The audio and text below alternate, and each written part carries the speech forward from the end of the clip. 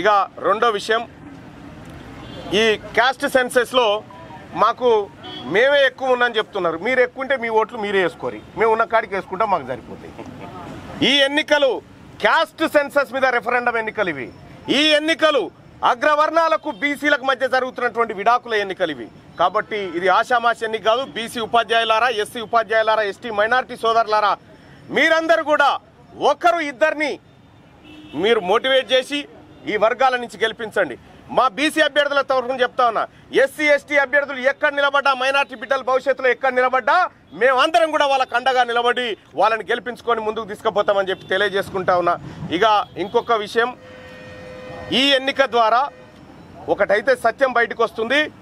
2028లో ఈ తెలంగాణ రాష్ట్రానికి బీసీ ముఖ్యమంత్రిగా అయ్యేటువంటి ఎన్నిక ద్వారా ఈ ప్రజలు, ఈ ఉపాధ్యాయులు మన ముందుకు తీసుకురాబోతా ఉన్నారు. కాబట్టి నేను చేతులు జోడించి బీసీ బిడ్డలందరికీ, బీసీ ఓటర్ మహాశైలందరికీ రిక్వెస్ట్ చేస్తా ఉన్నా, వీళ్ళు మన బిడ్డలు, వీళ్ళ కోసం మీరు ఓటు వేయాల్సిందిగా మీ అందరిని రిక్వెస్ట్ చేస్తా ఉన్నా.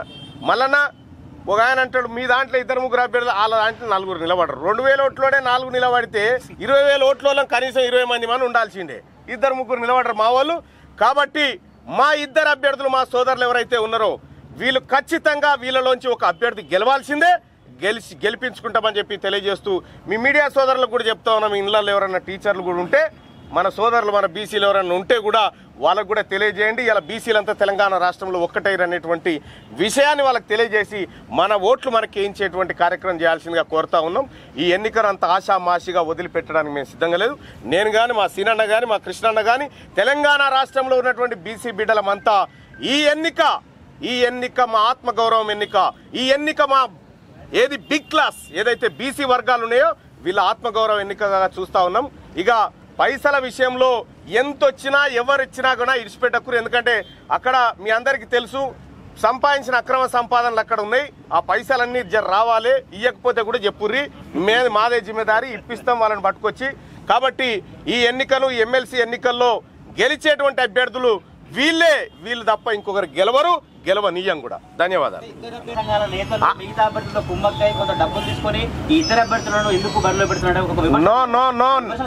ఒక విషయం చెప్తా, ఇదే స్థానం నుంచి నర్సిరెడ్డి గారు పోటీ చేస్తాడు, హర్షవర్ధన్ రెడ్డి గారు చేస్తారు, ఇంకొక ఆయన శ్రీపాల్ రెడ్డి చేస్తాడు, ఇంకొక ఆయన సర్వోత్తమ్ రెడ్డి చేస్తారు. 4 ఏకమై చేస్తారు అనుకుంటారు. అది ఇదంతా వాళ్ళ డ్రామా. మా అభ్యర్థులు 2 ఉన్నారు, రేపు పొద్దుగాల ఇంకో అభ్యర్థి తయారవుతాడు కదా మాకు ఆ స్థాయి అభ్యర్థి. సో కాబట్టి నేనేం చెప్తా ఉన్నంటే, ఒకటైతే సత్యం, ఈ ఎన్నిక ప్రయారిటీ ఎన్నిక. ఈ ప్రయారిటీ ఎన్నికల్లో మా బిడ్డలను మేము తెర మీదకి తెచ్చినాము, మా బీసీ బిడ్డలను. ఖచ్చితంగా వీళ్ళలోంచి గెలుస్తారు. మా ఓటే వాళ్ళకు పోయినప్పుడు ఇంకా ఆడికేని గెలుస్తారు వాళ్ళు. మా ఓటే పోదు అక్కడ, మా బీసీల ఓటు అక్కడ పోయే ఛాన్సే లేదు, పోనీయం కూడా. మా ఓటు వీళ్ళ మధ్యలోనే ఉంటుంది. ఇంకా 2 అభ్యర్థులు కాదు, ఇంకో 2 కూడా ఏమన్నా మేము నామినేషన్ 2 ఏకం చేయొచ్చు కదా అని చెప్తా ఉన్నారు. ఇందులో ఓటు ట్రాన్స్ఫర్ సిస్టమ్ ఉంటుంది. ఒక ఓటు సుందరన్నకు పడ్డ ఫస్ట్ ప్రియారిటీ ఓటు మా రవాణాకు పడాలి, మా రవాణాకు పడ్డ ఫస్ట్ ప్రియారిటీ ఓటు ఇక్కడ పడుతుంది. ఈ 2 అభ్యర్థులు ఉన్నట్టే కదా, ఇంక ఉన్నా కూడా మాకు సేమే. ఎందుకు గీలిపోతాయి? ఓట్లు ఎందుకు గీలిపోతాయి? మా వాళ్ళే కదా అభ్యర్థులు. ఓటు ఫస్ట్ ప్రియారిటీకి ఎంత ప్రాధాన్యత ఉంటుందో సెకండ్ ప్రియారిటీ కూడా అంతే ప్రాధాన్యత ఉంటుంది. కాబట్టి ఇక్కడ ఓట్లు చీలిపోవడానికి ఎలాంటి ఆస్కారం లేదు. మా ఓటు గాలకి వేస్తే కదా చీలిపోతాను, వేసేది మా ఇంట్లోనేనా, ఈ ఇంటికో వేస్తాం. కాబట్టి ఇక మాకేం ఇబ్బంది లేదు.